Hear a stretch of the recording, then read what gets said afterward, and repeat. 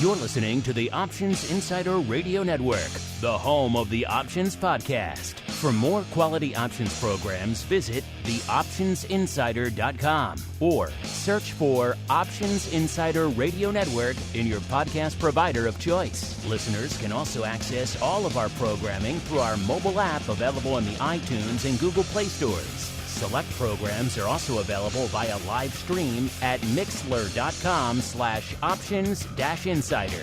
That's mixlr.com/options-insider. Don't forget to follow along with your favorite programs and submit your own questions for the hosts at twitter.com/options, stocktwits.com/options, facebook.com/theoptionsinsider, or via questions at theoptionsinsider.com.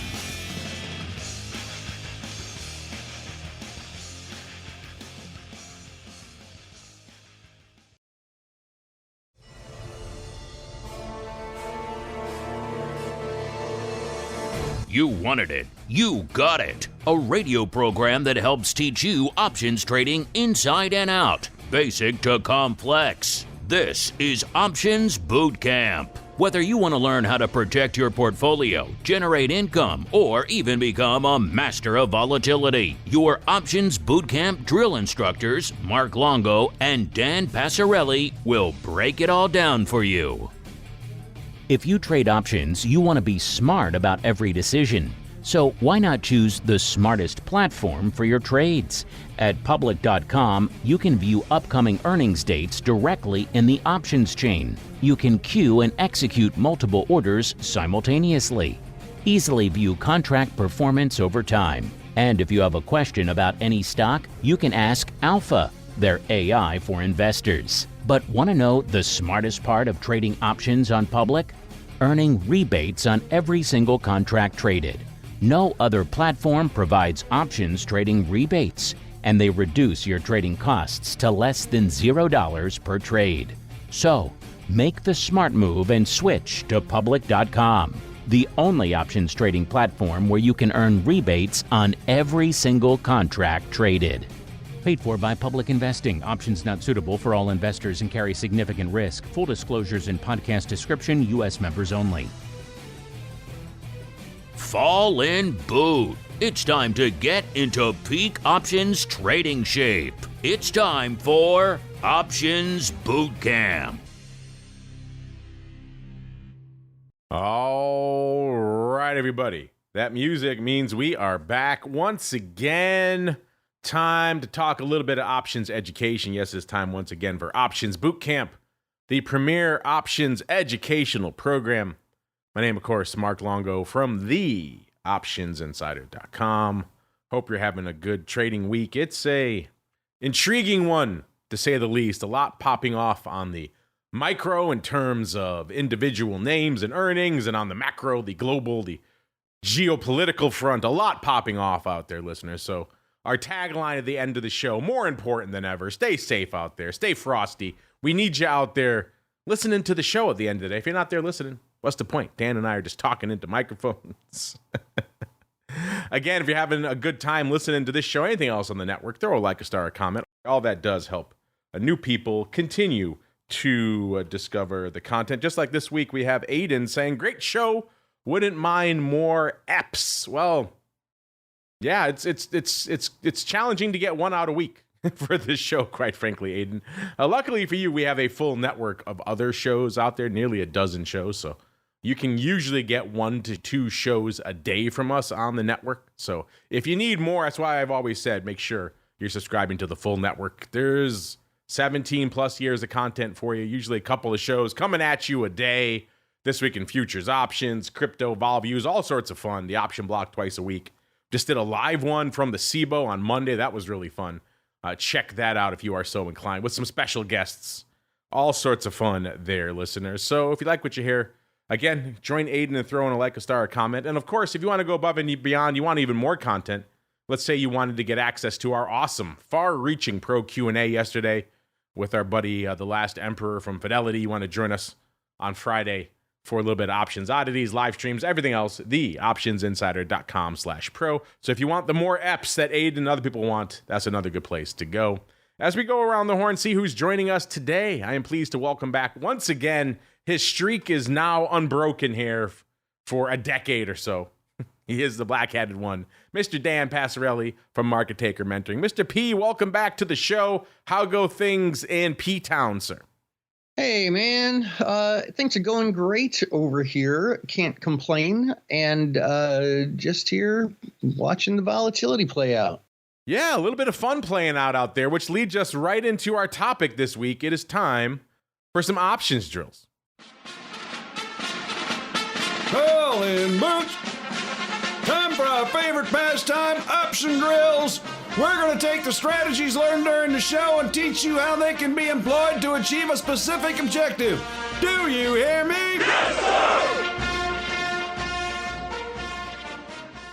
All right, everybody, welcome to the options drill segment. This is where we go a little bit above and beyond the basic training, explore some options concepts or techniques, explain how we utilize them or perhaps don't utilize them out there in the markets. And as Dan alluded to, a little bit popping off out there in the markets today, and a lot popping off again this weekend, which brought me around once again to a very thorny subject for many options traders out there and for just market participants in general. It is the subject of weekend risk. Dan, when I say this loaded term, that is weekend risk, what leaps to mind? Let's play a little Dan word association game. What leaps to mind, sir, when I say the term weekend risk?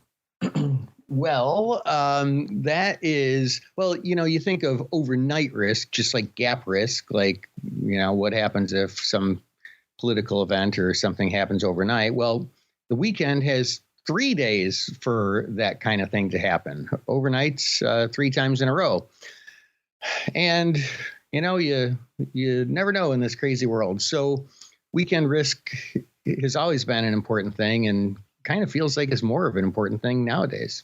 Yeah, ever since the onset of the pandemic, we've been saying there is quite literal weekend risk seemingly almost every weekend. We have seen it playing out quite literally in front of our eyes the last 2 weekends. We are, of course, recording this in mid to late July here, 2024. Listen, I know a lot of people come in many months, if not years, down the road on this show. So let's give you some frame of reference for where we are recording this now. We're coming hot off the heels of Biden, of course, the sitting U.S. president, stepping down at least from seeking the nomination, not stepping down from running the country. So that was a whole heck of a lot of weekend risk playing out in front of us. The week before it, of course, we saw an attempted and very, very close assassination attempt on the former president, Donald Trump. So 2 weekends now, back to back, we've had major weekend risk playing out in front of our eyes out there. So if you needed some more convincing, if you were sitting on the sideline to saying, I'm okay riding this turbulence throughout the weekend, maybe these last few weekends have caused you to sit up and take notice. Obviously, weekend risk is problematic. As Dan pointed out, it's overnight risk times 3. And of course, the major problem for a lot of people is really most of the major assets that you trade are going to be closed when all this fun is playing out. So if it happened during the week, you could probably take some aggressive action. If you thought maybe the worm was really turning, you could bail on things, you could hedge, you could do a lot of different things. On the weekend, you can kind of just sit there and twiddle your thumbs and watch your assets erode. Now, obviously, there's exceptions to that. Futures trade on a much more active schedule. Crypto is obviously 24/7, so there's going to be exceptions to this. But for a lot of you out there listening to this, you're trading equities and equity indexes and trading options on them, or perhaps hoping to. So for a lot of you, the markets you're mostly engaging with are closed. So this has been a problem for a lot of people for a long time. Dan, maybe we'll start there. I have a few ideas on what people can do, but people have obviously come to you over the years at MTM, and they say, Professore P, I have this weekend risk thing. It's driving me crazy. What can I do? What is usually your first recommendation for those folks? Oh, boy. We only have one episode to talk about this. I'll give you 6 minutes. Go. Now, take your time, sir. We got a lot of time to sink into this one. All right, I'll talk fast. I should have had that Red Bull I was thinking about. The first thing in order to control weekend risk is not to have it to begin with. In trading, what we do as traders is we take on risk seeking profit. But controlled risk is always the name of the game. Going and just selling a boatload of naked puts that you're hoping to skate on might not be the best position to be carrying through a weekend, especially in this climate. Things like put spreads, where there's limited risk, might be a little smarter. I mean, it depends on what you're trying to accomplish. We've talked a lot about that. So, I'll just do this iteratively so that you can kind of chime in too. But I would say that step one is making sure that you have a controlled risk position on going into the weekend to begin with. Yes, controlling the risk. There's a lot of ways you can go about that. The obvious one, we'll get it out of the way now. You're worried about something. This past weekend, towards the end of the week, there was a lot of concern about what might happen over the weekend. That could have been too much for you. So the obvious suggestion right there is you can close or scale back your positions. That's step one for all of this stuff. Now, there's pros and cons, obviously, to that. Now, if you did that, of course, you obviously missed the rip-up that happened on Monday as a result. Also, there's tax considerations for a lot of you out there. If you're sitting on some gains, you may not want to bail on everything and take the big tax hit out there. So that's really not a solution for most people. I throw it out there because if you're having a hard time sleeping, whatever the case may be, getting the heck out of Dodge or scaling back, position sizing is another way to approach it out there. But that's not going to be suitable, I know, for a lot of you out there. Dan, the intriguing thing that I've heard a lot of people talking about these days, and one of the reasons, we hear a lot of retail piling into these products now. But one of the reasons, whenever I talk to some seasoned derivatives folks who've been trading options for, decades, and they come to me and they're just effusive with praise for the 0-day options. I always ask them why. Why do you love these things so much? And the number one response I typically get is there's no overnight risk. And obviously, as a result, no weekend risk. Their position is flat at the end of the day. So for them, they're living the old market-making dream. When you and I were on the trading floor, the goal was to go home flat every day. It never really happened. You always had some residual gamma or vega or something on. But you shot for that every day. Now with 0-day, you can effectively do that. So what are your thoughts on using these near-dated contracts as a bit of an end run around overnight or indeed weekend risk, sir? Mark, it's like you could read my freaking mind. That is exactly what I wanted to talk about next. And that's why we recently launched our 0-day hero, which is a 0 DTE scanner, especially on the indexes, which is really what we're going to be caring a lot about when it comes to weekend risk. But yeah, I have been preaching to the choir and anybody else who would listen about how 0 DTE options eliminate overnight and weekend risk. So yeah, that is slowly becoming our most popular class/scanner. Would you say for you that's one of your primary drivers into 0-day is just that complete lack of overnight risk? Absolutely. It's such a gigantic advantage. Look, if you want to carry a position every day, that's fine. Start at the beginning of the day and get out of it, that overnight risk, and put it on again tomorrow morning. Like, you can still have a position every day, but you're just so much more nimble and your risk is massively minimized. That's the interesting thing about recording this show now versus doing it even a few years ago. A few years ago, we would have had far fewer options, pun intended, in terms of what we could recommend on the near-dated front. You can obviously go crazy with some 5-minute binaries, but outside of that, the 0-day complex wasn't really a thing. You could trade options on expiration day in the weeklies, obviously, but that was really about it. Obviously, the weeklies were there, and that is also an option. I can hear a lot of you out there right now saying, well, I'm more of a premium harvester. The 0-day isn't really doing it for me. You could still obviously play in the weeklies. A lot of names are pretty active. You could still get some decent covered calls and short puts in on a weekly basis. And then those obviously expire at the end of the week. So those are going to help you avoid that weekend risk problem as well. So I would say step one for a lot of you out there who are concerned about this, you might bristle at this, but maybe migrating some of your liquidity into products that don't have the weekend risk is step one. So, Dan, what are your thoughts on that? Just making that the first step, migrating some of your liquidity into products that take that worry out of your hands, sir. Oh, yeah. Very, very strongly recommend that. Like, again, especially now, like you look at the election, there was, I don't know, some degree of uncertainty as to what would happen there.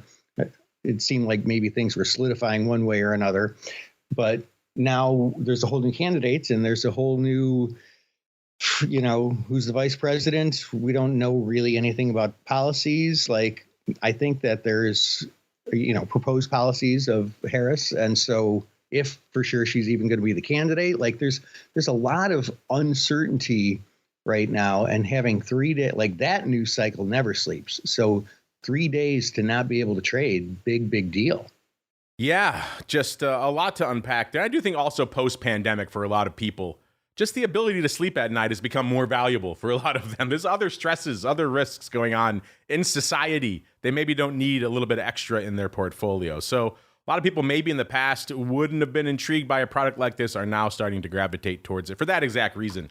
They can sleep at night, and that's a valuable thing for a lot of people out there. Shouldn't be undersold. Let's keep rolling out here now. Let's get to some maybe more traditional ways people have tried to tackle this problem in the past.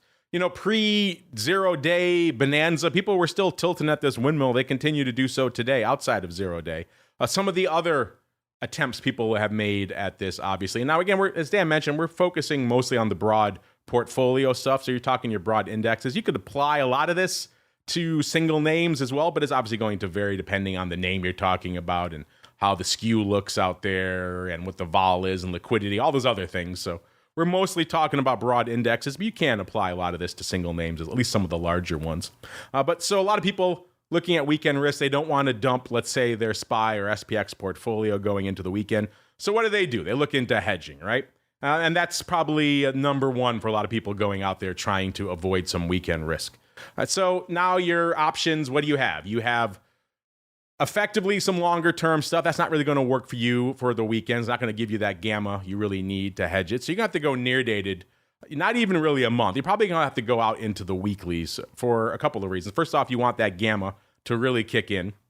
So something does happen over the weekend. You want to have something that's really going to kick in for you. So near dated, weekly, slightly out of the money SPY put is the way a lot of people like to go.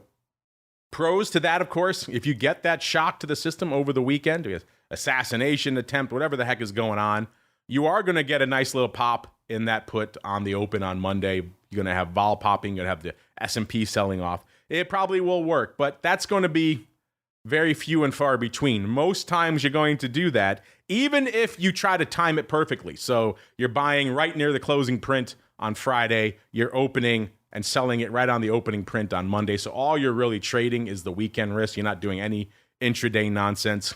You're still going to get hit pretty badly with slippage. Obviously, you're going to have to trade off the spread. So that's at the very least going to hit you. And it's probably going to be a little bit of price action, a little bit of movement in there as well. So slippage is going to come back to bite you.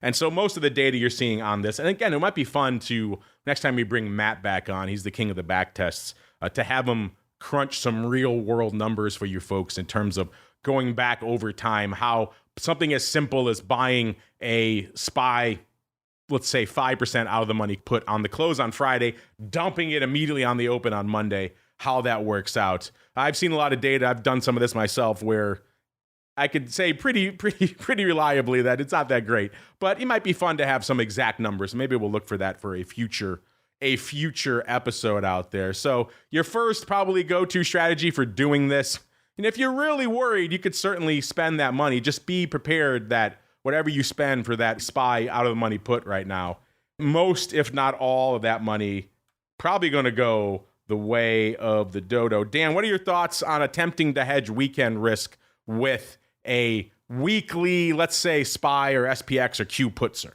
Yes, you can. I do like that intermittently, certainly not just buying put every Friday, especially because that does it's the cheapest. I mean, you buy an option on Friday that expires Monday, it's going to be the cheapest option you can get, but it's also going to have the highest theta. So if you do that all the time, it's not necessarily the best play. But, there's one thing that can kind of come into play, and it's not quite as good or as perfect, but does have some merit, is that, now SPX has extended hours, and they start trading, if I'm not mistaken, and somebody can correct me if I'm wrong, but I believe they begin trading on Sunday night at 7:15 p.m. So I mean, something's happened Saturday morning. I don't know. The fix is kind of already in, I think, but that could provide some value as far as hedging goes. Yeah, and I should point out as well, when I'm talking about weeklies, I should mention it's not just the Friday expiration everyone assumes now. We talk about 0 days, and whenever I say 0 day, the exchange people always bristle and they write into the network saying they're not 0 day, they're listed ahead of time. And that is true. So you can go out, for example, and buy the SPY put or SPX put expiring on Monday. You could buy it ahead of time. You don't have to trade it all the same day. So you can go that route as well. You're going to be impacted by the same slippage issues that are going on out there as well. But so this is, again, not something I would say you can go out and do week in, week out and really repeat. It's not a rinse and repeat type of strategy because it's going to cost you a lot of money. This is really more for a weekend, maybe like last weekend where you were a little bit worried and you were feeling like you might be feeling some heat on your portfolio, in which case you're okay spending a little bit of cash on a near date. Again, if you don't want to spend for the full week, I understand that. You could just do the expiring on Monday option and buy it on Friday. Let's look ahead to some numbers here on SPY. And obviously, we're recording this on a Wednesday, so not on a Friday, looking ahead to a Monday, but we can somewhat approximate that. Looking here right now on Wednesday, if we look ahead to Monday's prices right now, S&P is at a 543. So, and SPY, so we're looking, let's keep things round numbers. Let's go down to about the 530 hand. That's where we want to hedge. That's a little over almost 2.5% out of the money. That's a fair level, I would say, for a little bit of weekend risk protection in your back pocket. Obviously, you're not super tight, but you're protecting against the worst coming to pass out there. So 530 in SPY. Right now, that option's trading around 44 cents. Obviously, it's Wednesday. If we roll the clock ahead to Friday, buying that for the option that expires on Monday, it's going to be cheaper, probably somewhere in the 20 to 25 cent range out there. So it's up to you. Again, all things being equal, SPY staying at this level, we're just rolling the clock ahead a couple of days. So it's up to you whether you think that's worth it. Now in my UVIX example, that's about how much I actually lost. If you bought 10 of these, that's $250. That's about how much I lost on my 1,000 lot of UVIX underlying. So it can happen either way, but just as long as you're okay with that money effectively being thrown out the window, because on the opening print on Monday, you might be able to recoup maybe a dime of that or something along those lines, but not much. So just bear that in mind, that a good chunk of that money, whatever you spend on those puts, is going the way of the dodo. If you're okay with that, that helps you sleep at night, then again, it's not an onerous amount. It's not something that is completely out of the question. I don't think you want to do it every weekend. That would become onerous fairly quickly. But if you have weekends like last weekend where you're looking out there and you're starting to say, well, maybe I'm a little bit uncomfortable. If this helps you sleep at night, in this case, $250 to hedge 1,000 shares of SPY, if that's worth it to you, and again, everyone's calculus is different, then that is one way you can go about it as long as you're comfortable with most of that money going the way of the dodo. Dan, the next one, some people might be saying, kind of the corollary to buying the SPY or SPX put is buying a near-dated, probably weekly VIX call as well. Now, the VIX calls, I've always said, people who think of them as a hedge, I bristle at that. VIX, and let's start there really quickly, Dan. When I say to you, VIX call is a hedge, do you agree or disagree? Well, I would say, as a great man once said, but what is the definition of is, Mark? Are you quoting Bill Clinton to me? Because, it is not a hedge if is a very rigid word. It is not 100% hedge. Like buying a put is, well, a lot more like 100% hedge. I mean, it is 100% hedge, just that you pay for. But a VIX call is, probably a pretty good hedge, but not is a hedge. The last figures that I saw, and they could be a little different by now, they do fluctuate over time, is that the S&P 500 and the VIX are negatively correlated about 80% of the time. So that means 20% of the time, your hedge don't work, which is kind of a, kick in the kahunas. So I don't know. I mean, I know some people who make a pretty good business out of hedging with VIX options, but it is not an exact science, and it's not even an exact science for the experts. But if you're not an expert, I would say don't do it. I'm bristling right there with you, Mark. You're bristling alongside my bristling. Yes, this is, I bristle at it being called a hedge because it's not. You're right. At the end of the day, the only contractually guaranteed hedge, the only contractually guaranteed inverse correlation is a put option. So if I was going to do something like this, if I was really concerned about something happening right now, I'd probably go for the SPY put. If I wanted something more concrete, if I'm a little bit more nebulous on what I'm concerned about, maybe I'm concerned about really the rug getting pulled out from under the market. We're seeing a more aggressive pop involve a more aggressive sell-off. Then you can go the VIX call route. Again, you want to keep it fairly close to home. You don't want to go out too far on this. So you're going to go in the weeklies at the most, I would say, out there. And again, you're going to go slightly out of the money because you want that gamma. You want something that's going to kick in. Now, for VIX, obviously, we have a little bit different game going on. VIX options obviously expire on Wednesdays. So you have weeklies, but you don't have the Monday through Friday slew of expirations the way you have in the S&P. So you can't come in and just buy that Monday expiration call in this case, if you were so inclined. So right now we're recording on Wednesday, July 24th. If I want to go buy some upside hedges in VIX, I have to go out a week to July 31st. And so obviously we're recording at a bit of a rarefied time. VIX cash just hit 18. So we're popping a little bit today. We haven't seen a VIX move like this intraday in a little while.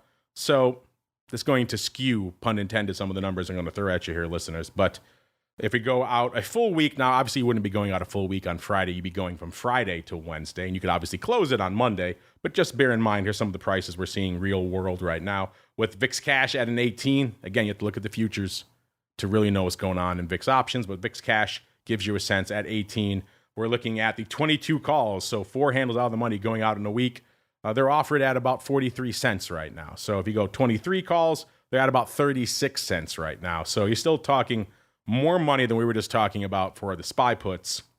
And you get a little bit more time, obviously. You're getting pretty much a full week here. So if you fast forward to Friday and you're only going to hold it through Monday, it's going to be a lower price. You're still going to have a lot of slippage, but you might be able to salvage, again, maybe a dime of that, what you buy on the close on Friday and selling on the open on Monday.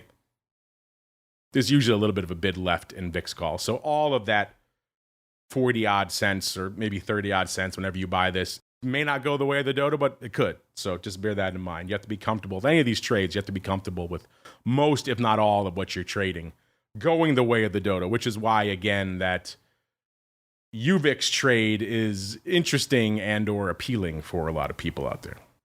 This is the first time in a while where we've had the rally in VIX and it's actually persisted past noon. Usually by this point of the day, we've had whatever move we're having in VIX to the upside, 1.5 points maybe, and then it comes right back down. You can just listen to our Vol Views show, look at all the email, voicemail we get on that show, the tweets. Man, I had VIX calls, I can't monetize them, that can't get out fast enough. So usually that's a challenge. So there's a lot of things working against you in VIX land, on top of the things we pointed out with the SPY put, the slippage, all those other things. So if you're really concerned, you want something a little bit more concrete, definitely go for the S&P put. It's going to be much more what you're looking for. The VIX is more really kind of a flyer rather than just a hedge. And again, one of the other phenomenons that the VIX traders are trying to take advantage of is something we've talked about on our Volatility Views show for a while. It's something people really noticed most aggressively with the onset of the weeklies a few years back. And this is a thing that goes back to when Dan and I were market makers as well. Dan, when you were a market maker and you were heading into a weekend, let's say, or a long holiday weekend, what was the one thing that was on your mind? What were you trying to do heading into that weekend? Get rid of that. Well, actually, basically trying to get flat, really.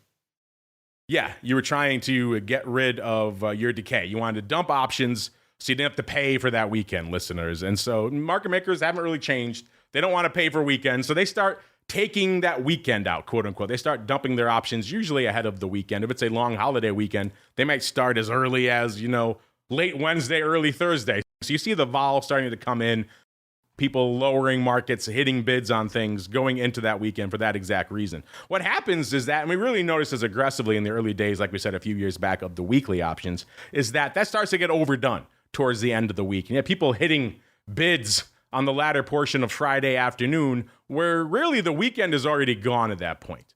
And if you're selling your options then, you're effectively giving away the weekend for nothing. You're selling those options now on Monday's decay level. You've already gotten rid of the weekend. So you're getting nothing really for selling it on Friday. So a lot of people took the opposite side of that and said, maybe it's worth buying vol on the close on Friday. And that actually was a decent trade for a little while, especially in the early days of the weekly options. Now with the advent of 0 day, we've seen a little bit more flux towards the end of the sessions heading into the weekend. So it's not quite as one-to-one as it used to be, but there still is a lot of data out there showing that in aggregate, vol tends to be sold fairly aggressively going into the end of the week. So people have experimented with interesting ways to try to capture that. And one way, Dan, that I kind of want to put out there for our listeners, this is, again, a little bit more advanced. This is more of an options 201, perhaps even a 301. So not for all of the listeners of this show. But Dan, our buddy, Mr. Russell Rhodes, a.k.a. the once and future Dr. Vix. You are familiar with him, are you not, sir? I am. Good man. Good man. He was just on our Option Block show, the live at SIBO on Monday. He's on my Vol View show with me every Friday. He's been whispering in my ear for a while, Dan, now that he's been back testing this new strategy, and it works amazingly well. You want to hear what it is, Dan? I would love to. All right. So he's been testing around with UVIX. And if that sounds familiar, listeners, this is one of these levered vol ETPs. This is a 2x VIX levered ETP. If that's a bunch of gobbledygook to you, go back to our volatility show we did not that long ago. We talked about a lot of the different volatility trading products out there. One of them is this UVIX. It is a levered 2x VIX product. The reason why I haven't really ever considered buying the underlying itself is because this is a levered VIX product. It attempts to replicate that position, and as a result, it suffers terribly from that roll yield we talked about before. And again, go back, check out those episodes if you're confused by these terms. So this product erodes aggressively over time. So if you buy and hold the underlying, it's like literally watching the sand drain through the hourglass, listeners. It can be painful for you. It's not a buy and hold product by any means. But he's been experimenting, Dan, with buying UVIX right around the close on Friday and then just selling it on Monday, right on the opening print. And what he found is that it actually works out fairly well most of the time. I say most of the time because there is a big caveat I'm going to get to in a second.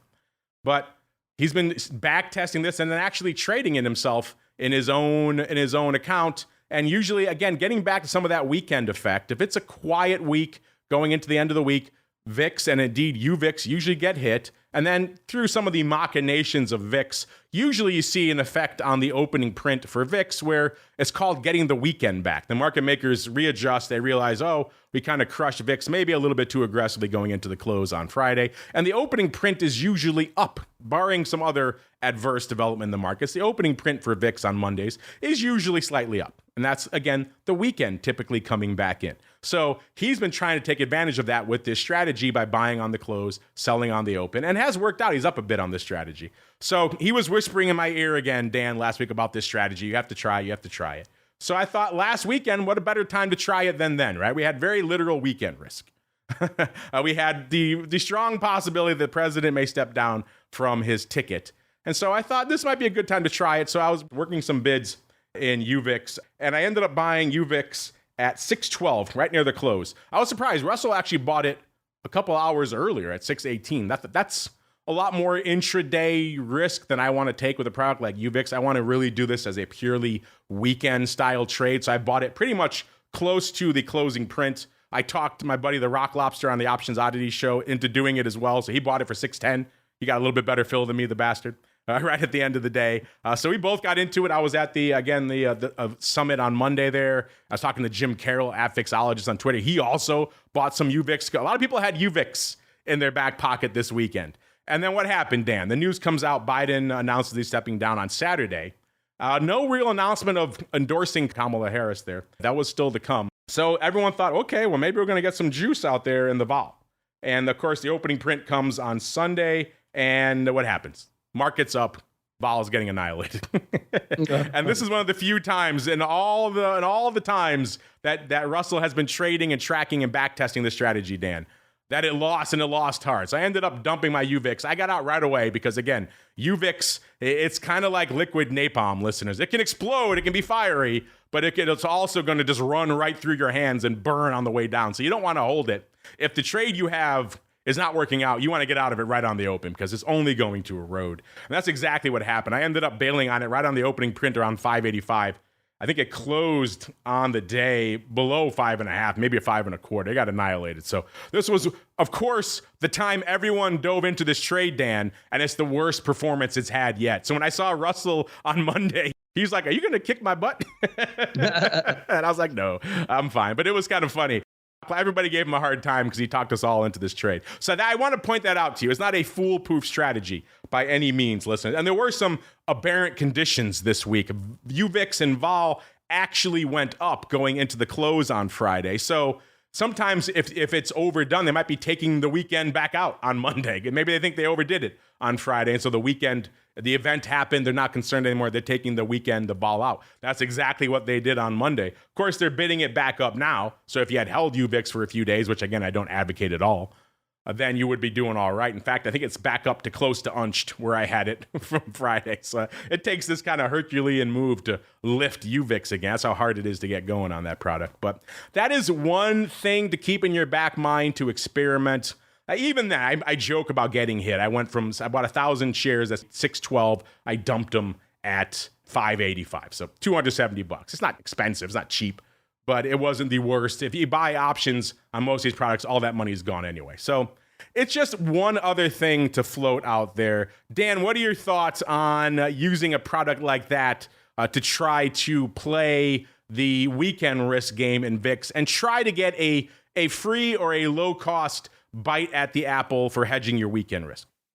That's pretty interesting. That is a phenomenon that I observed, a long time ago. I've done webinars on that probably a decade ago about the weekend effect on VIX.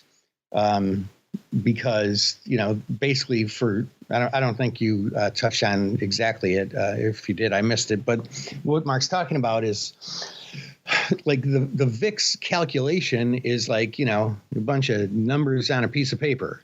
Not really. It's electrons on a server, but they don't know that the market maker, the model is not a person, can't think. It doesn't know that the market makers are taking the weekend out because they don't do it at the same time every week or anything like that. So all the VIX calculation knows is that the VIX options are getting cheaper. And so if the VIX calculation was a person and could talk, it would say, oh, options are getting cheaper. The VIX must be lower. Let's make me lower.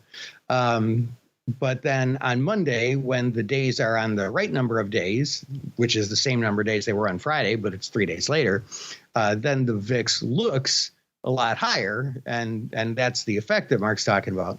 What would be interesting, Mark, as you were saying this, I wonder if a further study, postulate or whatever you want to say, would be to look into the option version of it.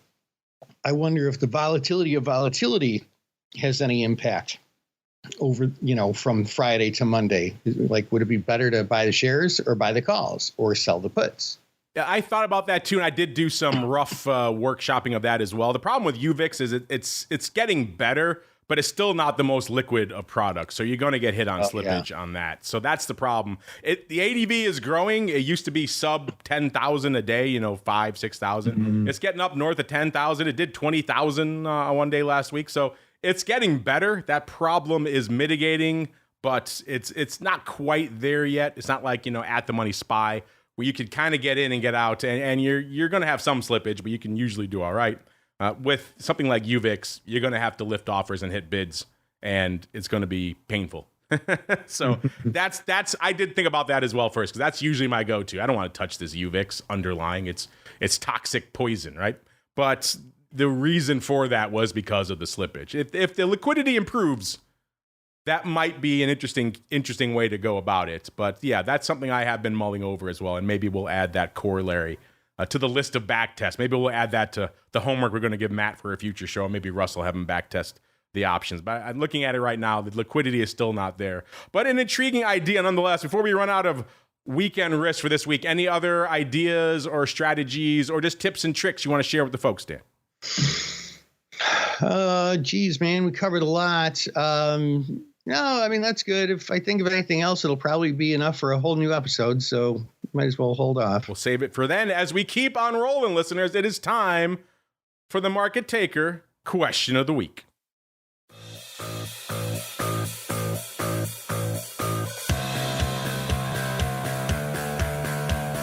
And now, it's the moment you've been waiting for. It's time for the Market Taker Question of the Week. All right, Mr. P, the people have been waiting with bated breath all episode. The floor is now yours for, as you promised, your 25-minute Market Taker Question Spectacular. Have at it, sir. Yeah, this came up just recently. When do you use a broken wing butterfly? You can do iron condor versions, et cetera, et cetera. But for this, we'll stick to the butterfly. So when would you use a broken wing butterfly? And for me, there's two reasons too.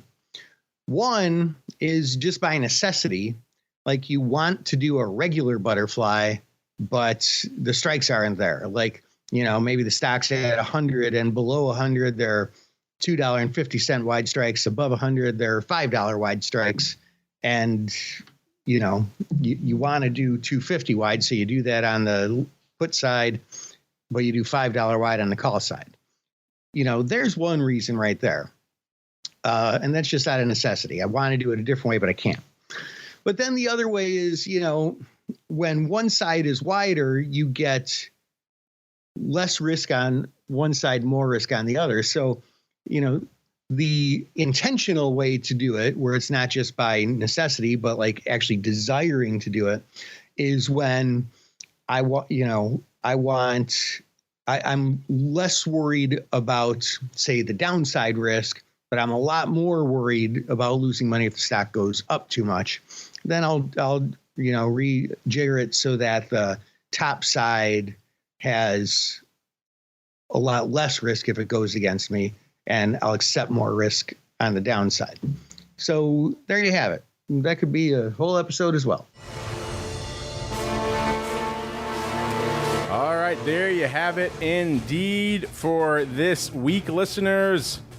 A fun run through on some potential ways to tackle weekend risk in your portfolio. Some of them you probably don't want to hear, like scaling back or getting out of your position entirely. I do think for a lot of you out there, these, again, people don't like them, but if you're really concerned about weekend risk, the 0-day does, and the weeklies as well, do offer that option, pun intended, to avoid it, do an end run around it, trade whatever you want to trade without having to worry about the overnight or the weekend risk. Some of the other more widely touted things like your SPY puts and your VIX calls, going to be challenging, going to be a lot of slippage. It's going to be losses every time you do those, and depends how much of a loss, if you want to let the whole position go to zero or not out there. If you're just trying to do it close to open, you're still going to have some pretty heavy slippage on those. Again, the UVIX one, the jury is still out on that. Obviously, it didn't work that well this weekend when there was quite literal weekend risk. But it is an attempt to solve that problem. I think as the liquidity improves and some of the options on these products, that might be a better way to go. We'll see. Again, you're trying to play, and what I was banking on with that trade really was that weekend effect really kicking in on VIX, and at least on the opening print, giving us a chance to get out. Turned out it worked the opposite way this time. They took the weekend out that they had added aggressively. You don't see that too often. But intriguing stuff nonetheless, and probably a topic we will explore again on future episodes. If you have a way you're dealing with weekend risk in your own portfolio, could be the broad index, could be single names you're dealing when you found an interesting, effective, or just something that makes you stroke your chin and say, thing about weekend risk you want to share with us, you know where to get at us. At Options on most social media platforms. Questions at theoptionsinsider.com. Also works, of course, if you're on the Pro, you can hit us up there as well. Just go to theoptionsinsider.com/pro if you want to learn more about all that fun. And Dan, where should they go if they want to learn more about all things to Yep. Make your way on over to markettaker.com, 2 T's in a row, and join free, join our chat room, ask me questions. Any way we can help, I am glad to do whatever I can. There you go. Check them out, Market Taker. Don't forget the second T for Theta. And while you're checking things out, make sure you're checking out public.com. That's the place to go to kick the tires and light their fires on their brand spanking new options platform. Try out that rebate. Let them know what you think of it. Let them know what you think of the rest of the platform. By all means, let them know you heard about them from us. It goes a long way towards supporting this show that you've been listening to, hopefully for a very long time, even though we know we have a lot of new listeners all the time. Welcome to all of you folks out there. That's going to do it for us on the network today. Back again tomorrow with our usual doubleheader on Thursday of the option block, as well as This Week in Futures Options. Friday, of course, another doubleheader. Vol Views at noon. Who's going to join us to talk Vol? You got to tune in to find out. And then after that, exclusively for our pro folks, we come back one final time to round out the week, talking all sorts of unusual activity on options oddities. Again, theoptionsinsider.com/pro is the place to go to learn more about that. Then we head on into the weekend. How am I going to hedge my weekend risk this week? I guess we'll find out on Vol Views. Then we're back again on Monday with the option block and crypto rundown all the way through to next Education Wednesday, another episode of Options Bootcamp. Stay safe out there, everybody.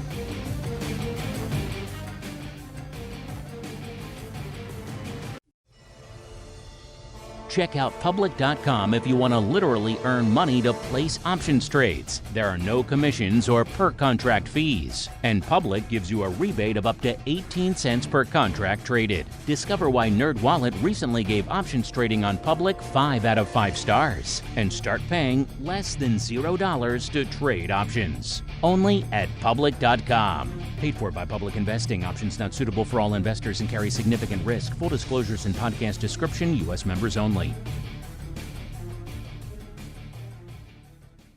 You're listening to the Options Insider Radio Network, the home of the Options Podcast. For more quality options programs, visit theoptionsinsider.com or search for Options Insider Radio Network in your podcast provider of choice. Listeners can also access all of our programming through our mobile app available in the iTunes and Google Play stores. Select programs are also available via live stream at mixlr.com/options-insider.